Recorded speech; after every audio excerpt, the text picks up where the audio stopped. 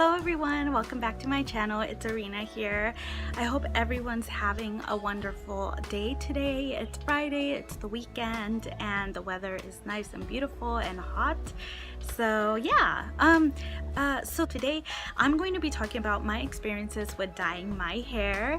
So the first time I really dyed my hair was about 5 years ago, and I went to an Ulta hair salon to get my hair dyed, and we decided to go with like a caramel ombre kind of look. So my roots, you know, were dark, and then the rest of my hair was like a caramel brown, still darker tones but a little bit lighter. Oh my gosh, maybe I'll be able to find some pictures, that way I can show you.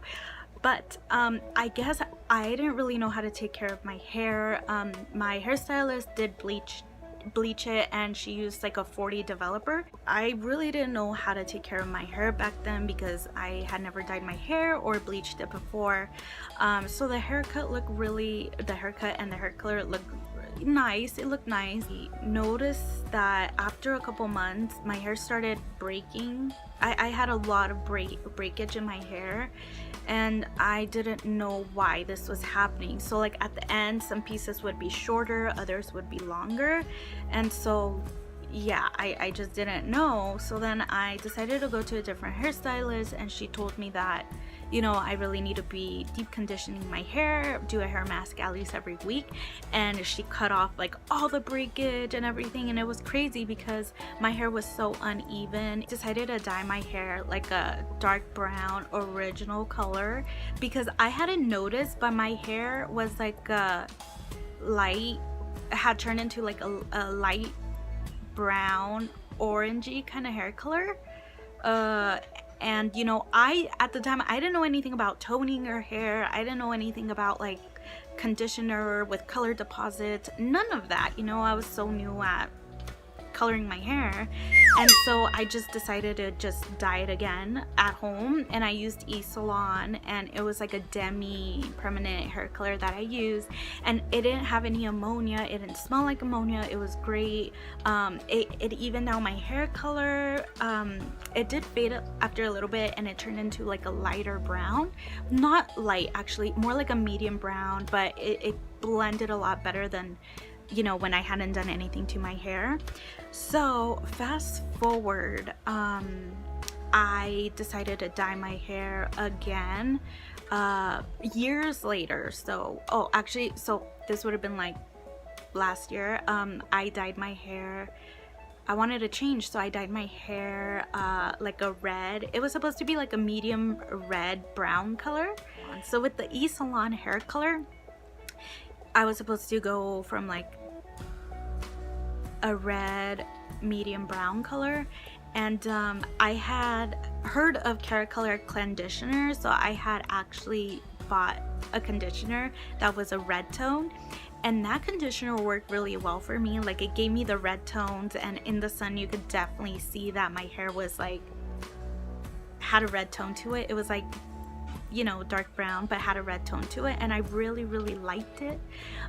So I wanted to make it more permanent, and I decided to go with eSalon again. And you know, I just assumed that all of their hair colors were the same. I mean, permanent, they have permanent, demi-permanent, temporary. They might have like other ones like highlights and stuff, but yeah, so I just assumed the permanent was going to be the same as the demi-permanent without ammonia and everything. And to my surprise, when I opened up like the developer and the hair color before I mixed it, it smelled really strong. Like, it wasn't like it did kind of smell like a bleach. It was ammonia. It was pretty much the ammonia. It smelled so strong.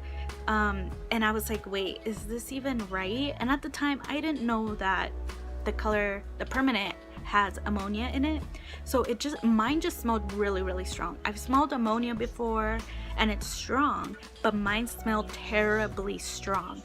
So then I mixed it. I didn't do a patch test. I skipped the patch test. I was like, I've done it before. I mean, nothing bad is going to happen here. And yeah, okay, so I mixed it, and as soon as I put it on my scalp, within like a minute or like a good like 30 seconds or so, like a minute. It was really fast. My scalp started burning. It started just burning really bad. It felt like I was putting either bleach or alcohol on open wounds. Like, that's how much my scalp was hurting. I tried to keep it on my hair for like a minute or two,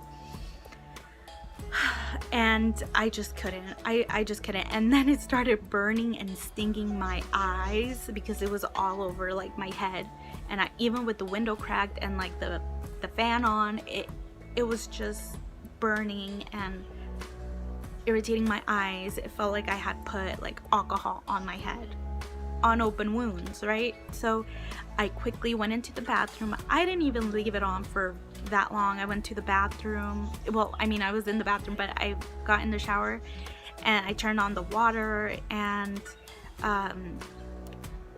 it kind of felt like the water was making it burn even more. It was terrible, you guys. It was terrible. Like, the water kind of made it worse. I don't know why, but that's how it felt. And yeah, so I washed it off and I was like, oh my god, I don't even know if this is going to work at all. And it was really weird because my instructions literally told me to apply it to my head first and then my ends. But it's weird because I've always heard don't do it on your head first because you're gonna get hot roots, right? But anyways, I followed the instructions and I ended up with hot roots. My top of my head was orangey, like a ginger cat. Yeah, it was like orangey ginger cat, but the rest of my hair was just it didn't really catch on the rest of my hair, just like my hot roots, right? But I only left it on for like 2 minutes, I swear, you guys, or at least it felt like 2 minutes. I just couldn't take it. And so yeah, that was not fun. And then I contacted customer service and they told me that it has ammonia. They offered to exchange the color, and then at that point I was like, you know what, no, it's like a safety issue now. Like, I can't risk having this allergic reaction again. I'm pretty sure it's going to be the same if I try to dye it with a different hair color.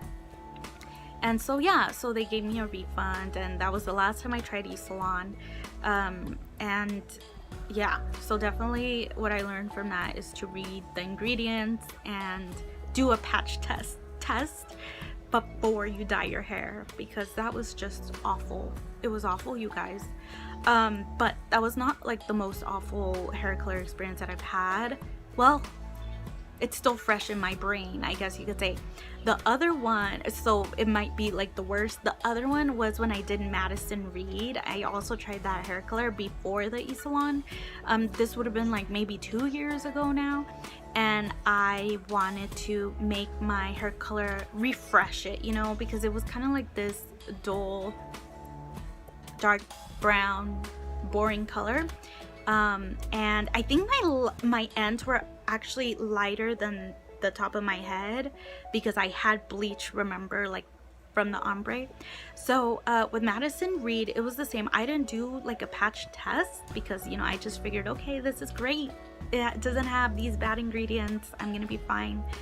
And yeah, the same thing, like within 5-10 minutes my hair, my scalp started itching really bad.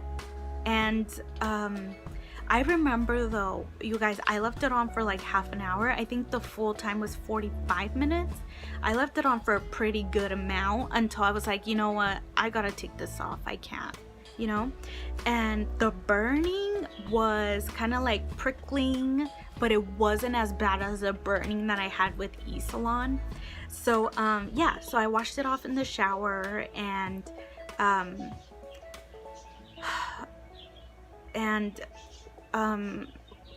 yeah, my scalp felt sore.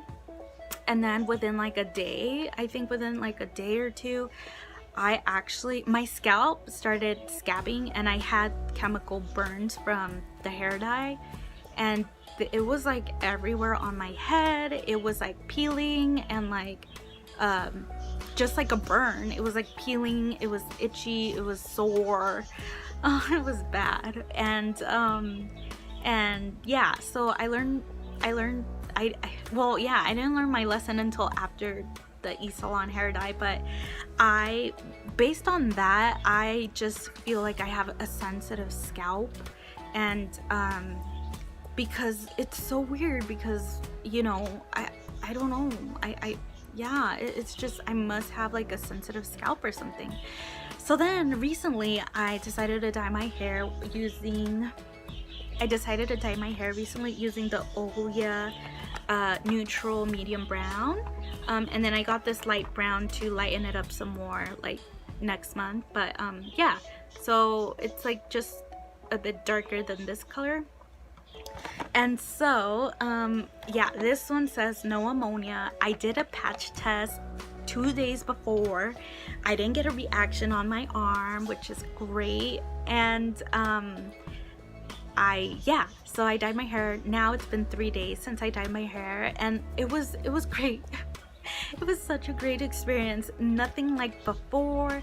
This time my scalp was tingling a little bit, like prickling a little bit, very like mild. You can smell it a little bit, but not strong at all.